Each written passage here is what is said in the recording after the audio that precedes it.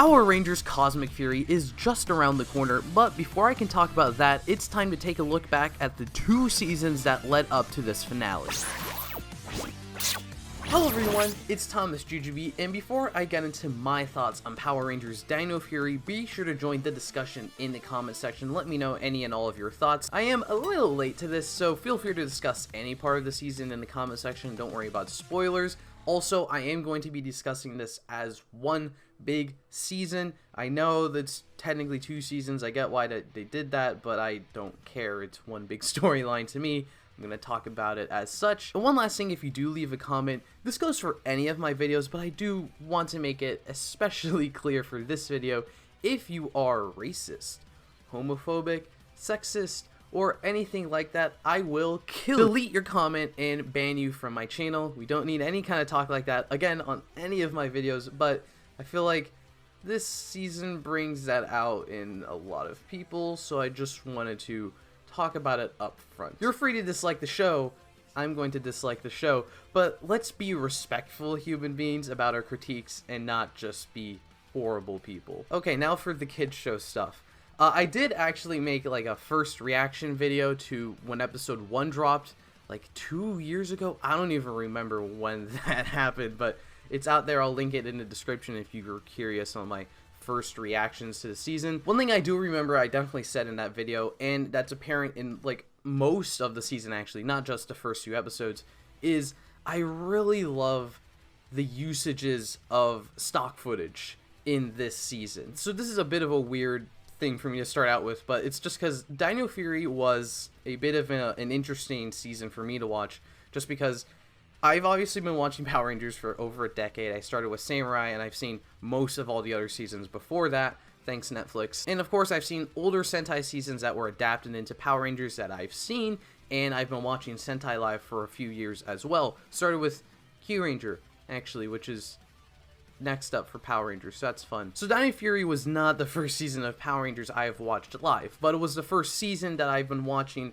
while I'd already seen the Sentai version, and I guess the fact both of those were live as well doesn't really change this at all. So being able to pick out some moments from Dino Fury that I recognize in Ryusoulger, or some things they changed from Ryusoulger, was pretty fun for me actually. So some examples of the stock footage stuff I really like are present in episode 1, like Guy Zolga's the main villain now as Void Knight. The Druidons are robots, like the foot soldiers were stolen from the Dino Fury Rangers, and then the other ones are all robots. I think that's pretty interesting. Then they took the episode 1 fight in Ryusoulger and used it as like an episode 3 or something fight when all 5 Dino Fury Rangers were assembled, and they even, I think, photoshopped in all 5 Rangers in one of the moments. So that was really cool, especially because that Minosaur was never like on the ground. So they got that suit and they shot new footage with it on the ground for a ground level fight before it grew big, and we got the big action sequence. So that was cool. We got to see the blue and pink versions of the Megazord before the 5 Night version debuted, which happened afterwards in Ryusoulger, which is just like, it doesn't matter. But it's kind of cool they went to the effort to reorganize the episodes like that so it flowed in a more interesting way. The space dragon thing is like just a normal monster, which is kind of weird, but they made it like, I think the brother or the sister of the Minosaur or Sporix from the episode 3, which was episode 1 in Ryusoulger. So that was like a fun little connection. Then something that's present throughout the entire season are the form swaps. I love the Ryusoulger aesthetics. I'll bring that up again later. So the fact they kind of took some of the ideas from Ryusoulger and expanded upon it in Dino Fury was fantastic to see. And it was especially with the armor swaps. Like, I thought that was a really fun and amazing like aesthetic to put in a Sentai season, and then they brought it over to Power Rangers. So some of the things they did is Pink gets to debut the fire armor, and she didn't even use it in Japan, so it was kind of cool that she debuted it here. Gold also got to use it. Once again, he did not use it in Japan. Black gets to use a lot of these for some reason. I don't know who on the production really liked Javi, but he got to use the gold armor, the master mode, and he used the punchy fist mode. I don't know what some of these Power Rangers names for the items are called, so I'm just using the Japanese name, but in this case I don't remember the Japanese name, so which I think makes that the only armor that's used across all 5 Rangers in Power Rangers and Super Sentai, so that's really cool. In my notes here, after this I start talking about the actual show, and then I get negative on the show, which I feel is a little weird, but that does actually sum up my thoughts pretty well. I was just talking about Javi. I like him. I don't really have much to say about him, unfortunately, but I don't really have anything negative to say. I can say I like him. He does some funny things. The music aspect is nice. I did like his episode with his dad. Well, most of them are about his dad, but I enjoyed them. Other characters I liked are Solon and Pop Pop. They are characters that exist and were fun. But Solon also is a completely original suit that they made for Dino Fury, and it looks really awesome. So, you know, that's a thumbs up for me. I can say Solon looks pretty cool, and she's funny in the show. I don't have anything to say about any of the other side characters, the parents that are present and stuff. They're there. I think Izzy is definitively the best character in the season, or, you know, at least in my opinion. So I'm not, you know, I'm a straight guy, so I don't know how qualified I am to talk about all of this, but I think it was really great how they made her lesbian, but it wasn't just, hey, like, it wasn't just an episode, like, hey, here's her and her girlfriend, which I think would still be great. Again, I don't know if I can really determine if that's good or not, but like all her focus episodes are about her being lesbian, but it's like, it's really interesting. Like, the thing that I find really compelling is like the dress episode where her and Fern's outfits for prom, I think, they get swapped. If it was a hetero relationship, it would basically be the same plot, I imagine, where Izzy ends up with the dress or something. Obviously you'd have to change some parameters, but because she's a woman and she's dating a woman, it's not just, oh, she ended up with the tux or the dress or something. Like, she didn't want a dress and she ended up with the dress, and like, it's interesting. It's kind of like commentating on like gender stereotypes, but it's using it within the world of Izzy dating a woman. They made the fact she was LGBTQ plus like compelling. That's a compelling part of her character, because it's also nice she's not just like trying to find the courage to tell her family, which I think would still be compelling, but everyone knows. They treat it as a normal thing and they're fine with it, and they still make the episodes about that. Like, I mean, I assume if the point was to do more diversity, I mean, I think they did a good job, because again, they treat it as a normal thing, but they still make it part of her character. So I don't know, I'd show this to my cousin and be like, look, she likes girls, that's fine, but she doesn't like dresses, that's also fine. I don't know. I think maybe I talked too long about this, and I'm probably not qualified to talk about this. So, Ollie and Amelia, I'm qualified to talk about this. This is horrible. Who let this happen? Individually, as characters, they're just fine. Amelia likes ghosts or whatever. The missing story, there is missing story. The missing family storyline is good. It's interesting. Ollie is an asshole, but that's not really the worst thing in the world. It's kind of funny to have a really mean Power Ranger after the last decade of everyone being like goody two-shoes. But then putting them in a relationship is so bizarre, because again, Ollie spends most of the time as a douche, which is fine, but it's always towards Amelia. And, you know, you could make the arc of like, oh, he learns to not be an asshole, but like, there's just a couple episodes where he says something mean, like, or no, he doesn't say something mean to Amelia. He's like a little nice to her, and you're like, okay.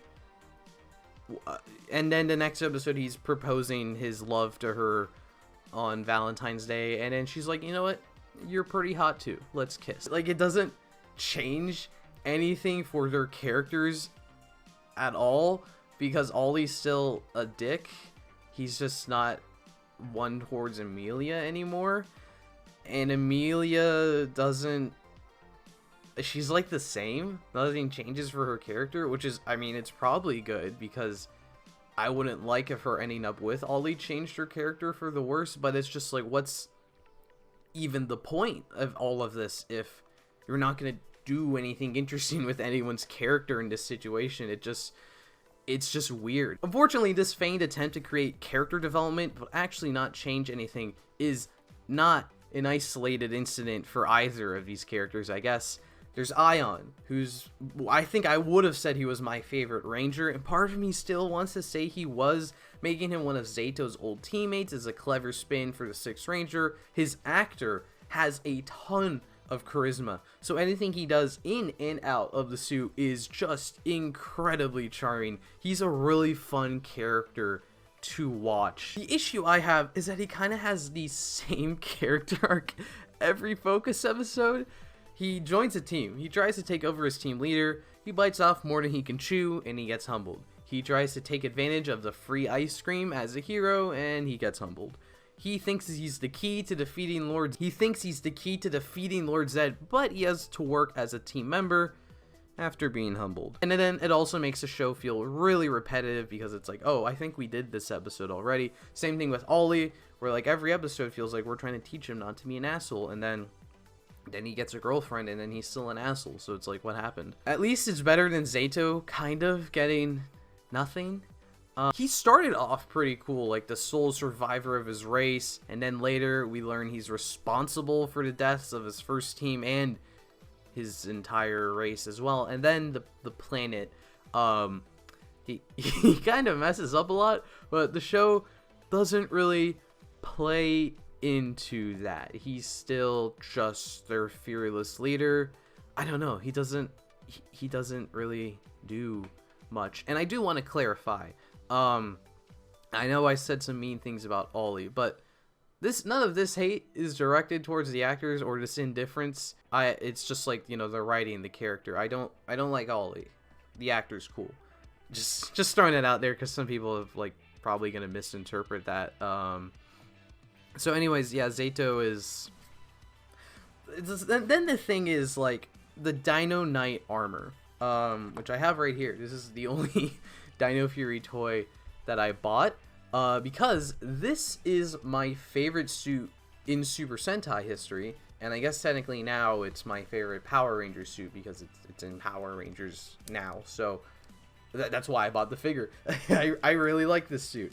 You can probably tell it's red and gold. But the episode it debuts in is so bad. It's a power-up for Zato, but the episode focuses almost entirely on Tarek, and then it's basically just more of a Tarek focus episode. So you'd think it'd be like a Tarek upgrade, Void Knight.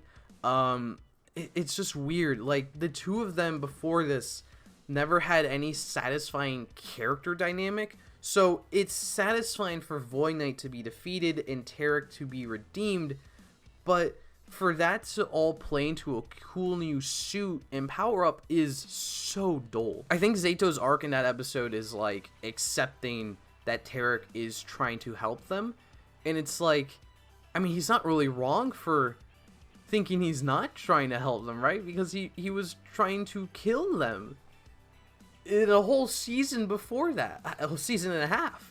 So, you know, it's like, oh, Zato, you gotta learn to be more trusting. That guy was trying to kill him, and he's wearing his stolen suit. I don't really blame him for being distrusting, and I don't know, it doesn't really feel like he trusts him in the end. I mean, he says like, wow, Tarek, you really were trying to help us, but it's not like that is what grants him the Dino Knight mode. Tarek gave it to him anyways. Like, if Zato was like, Tarek, what are you doing here? Tarek would have still given him the upgrade, like, because he was trying to help. So there's nothing interesting that granted him that power up. And then, like, the part that really shows this is in Ryu Soldier, when he does the finisher as Max Ryusol Red. Geizolg appears next to him because, you know, that they're connected. In Dino Fury, they cut that off because who cares? If Void Knight appears next to Dino Knight mode, it's like, oh yeah, I guess because it was the same power set. it's not an interesting, like, relationship build up to this. And a lot of the storylines in the show are like that, and they don't work for me at all.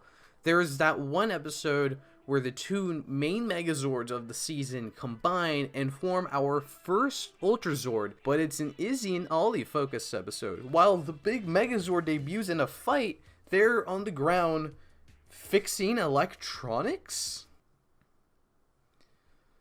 The big Primal Ultra Zord debuts against a normal Sporix in an episode about Ion going shopping. Granted, you know, you can make it about Ion creating the Megazord because he's a component of it, but it's just not. It's just like a separate storyline, and they've been also separately building up to the Primal Ultra Zord. So it's like, I'm pretty sure in the episode, I think Ollie's just like, hey, we could use modern technology to form the Ultra Zord. Great, that's cool, but why are we focusing on Ion then? The episode where Ion and Zeto's home planet gets destroyed, which is a pretty big thing. The episode does a pretty good job with all of that. It smash cuts to Jane and Jayborg screwing around at Buzz Blast. What the fuck? I forgot to write Jane and Jayborg or mention them earlier, because I just forget about these two characters. Like, they're not like horrifically bad. Like, the gags are not the worst thing ever in the world. It's just like every time they're on screen, it's like, yeah, so here's the mandated Bulk and Skull new dynamic duo.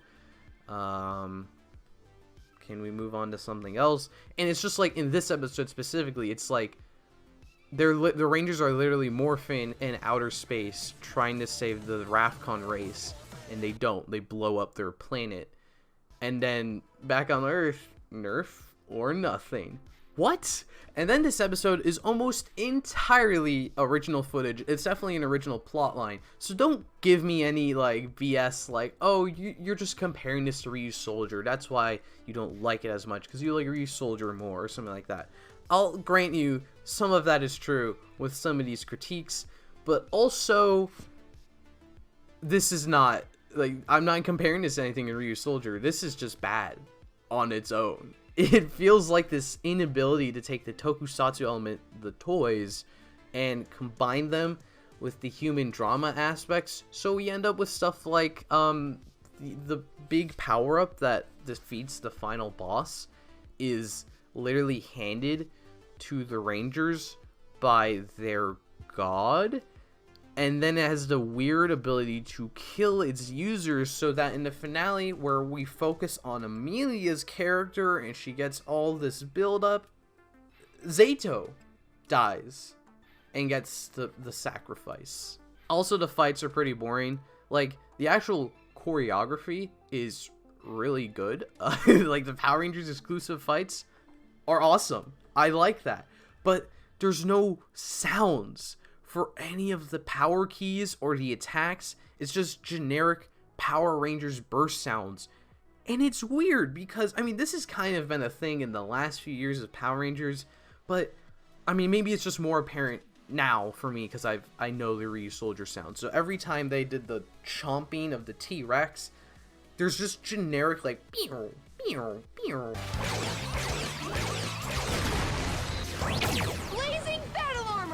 And I'm just thinking of the Ryusoulger, like, sound effects.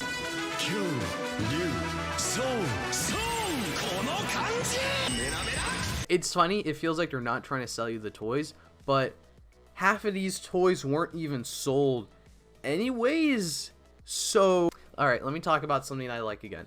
Mucus and Slither, best parts of Dino Fury, easily. I would say, oh, I'm a little biased because they are my favorites in Ryusoulger, but you know, without the Ryusoulger bias at all, they're still fantastic in this, because they basically just translated the characters one-to-one, even down to Slither's disguise tactics.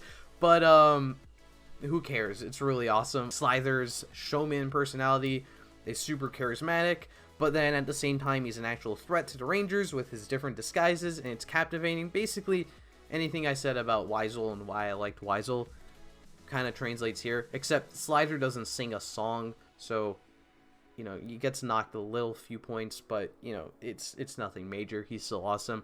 Mucus, she's funny. The Voids are fine. Void Knight starts off really compelling in my opinion, because he starts off as a mystery. We don't know what he's trying to do. Then we find out he's trying to revive his love. So it's like, oh, okay, I guess he's not that bad of a guy. But you know, he's fighting the Power Rangers. Why? And then after he revives Santura, he just changes sides entirely. And that's where things kind of fall apart for me. Like, yes, I know I just said it. He has been set up as a sympathetic character, so it's not the worst thing ever. And then he doesn't have like an interesting dynamic with the heroes, so it's not like a redemption's like, oh cool, he's finally working with them. It's like, oh, okay, yeah, I mean, I guess if you want to work together, that's fine. Meanwhile, Void Queen is unforgivably evil, so she's more fun to watch. Yes, I know, they took the Tokyuger suit and they put it into the Ryu Soldier adaptation. That's funny. The switch from Void Knight going out and hunting Sporix to Void Queen sending them out as her minions because she's powered by them and sees they're actually useful as like villains is a cool idea. And the way I think it all ties into the finale is awesome. I actually really like part of this finale. Seeing the Power Rangers get to lead their own small army against an army of the monsters they fought, not just putties, but like the actual individual suit monsters, is super fantastic to watch. I mean, it's just a cool idea, and it's really cool to see it executed in an interesting way because they tie it into the Rafcon stuff, even though the foot soldier suits are bad, but it's fine, it's whatever. Then the actual fight against the monster, the Nemesis Beast, reuses like the roll call footage that they play throughout the season, but they like change the background, so it's like the actual fight. So it's like they're just doing the fight, and it's like, oh wait, yeah, that's your roll call. It's kind of like a Power Rangers version of like a Sentai final roll call thing. Like there's no helmetless stuff, but you know, it's different, and I like that. It's cool, it's innovative. And then Zato sacrifices himself with no build-up thanks to a power-up that was handed to him. Because we focus on Amelia. So like the Amelia parent thing is whatever to me. I guess because I don't really care about her character that much, it didn't really do much for me. But I imagine if you did like these characters more, it would be pretty cool, a nice reveal. Maybe if Amelia's the one who sacrificed herself after this and then they revived her, maybe it would have a bit more oomph, and you could even play that into Cosmic Fury, but I'll save that for that video. As is, it's just kind of weird that like Amelia has this journey throughout the last few episodes, but the climax of everything is Zato, because I guess Ryu Soldier stock footage. They had to have the Red Ranger use the big Doom Ender thing, which is also stupid because it comes from Master Green. Speaking of Master Green, do you like Legacy? Did you know there are 27 other seasons of Power Rangers while you're watching Dino Fury? Because if you didn't, guess what? They let you know. If you go out of Dino Fury and you're like, wait, there's more Power Ranger seasons, guess what? You weren't watching the show.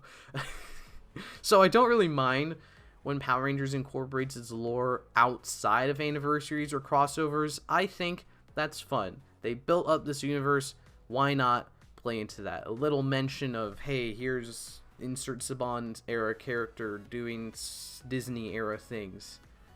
That's fun. I like that. Dino Fury really plays into that, and sometimes it works for me. The Beast Morphers episode is pretty cool because the monster of that episode was a repaint of a Zyuranger monster in Japan, but it didn't have any connection to Zyuranger in Ryu Soldier. So in Dino Fury, they connected him to the MMPR counterpart, but it's just like a couple lines of dialogue. They don't beat you over the head like, guess what? Do you like MMPR? There's a reference to MMPR. Is if you know the connection, you're like, oh, okay, cool. And if you don't, you get to see the Beast Morphers cameo in a Dino Fury episode. If you don't know who the Beast Morphers are, maybe then the episode just doesn't work for you at all. The legacy aspects here felt natural, and they served a purpose in this little story. Then there's an episode where Zayto's nunchucks get messed up, and he wants to see what he can do with them to repair them or something. Let's check the Ranger database and watch clips of older seasons. Why? It's so out of nowhere. They just show through older season footage so you can decide to make a bike.